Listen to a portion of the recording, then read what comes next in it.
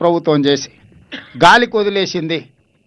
వాస్తవంగా ఉమ్మడి 10 సంవత్సరాలలో 2004-05లో మొదలుపెట్టిన ప్రాజెక్టు 2014 వరకు దాదాపుగా 25-30 కిలోమీటర్ల మధ్యలో టన్నెల్ను పూర్తి చేస్తే, తెలంగాణ రాష్ట్రం వచ్చిన తర్వాత చంద్రశేఖరరావు గారు 10 సంవత్సరాలు ముఖ్యమంత్రిగా ఉండి కనీసం 10 కిలోమీటర్ల టన్నెల్ను కూడా పూర్తి చేయలేకపోయిండు.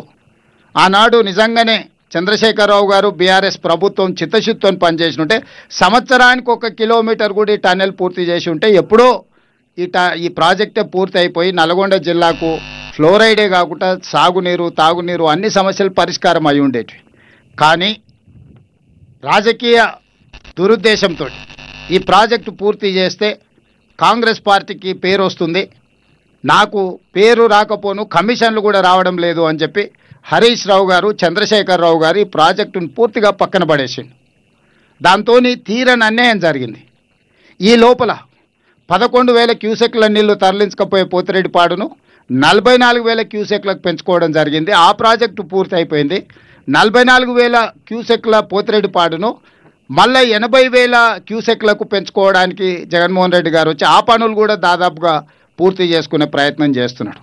ఇవాళ గ్రావిటీ ద్వారా 4,000 క్యూసెక్ల నీళ్ళని మనం నల్గొండకు తీసుకెళ్లాలి అనే ప్రయత్నం చేస్తే చంద్రశేఖరరావు గారి యొక్క కుత్సితమైన ఆలోచనలతోటి, వక్ర బుద్ధితోటి ఈ ప్రాజెక్టును పడుకోబెట్టిండ్రు.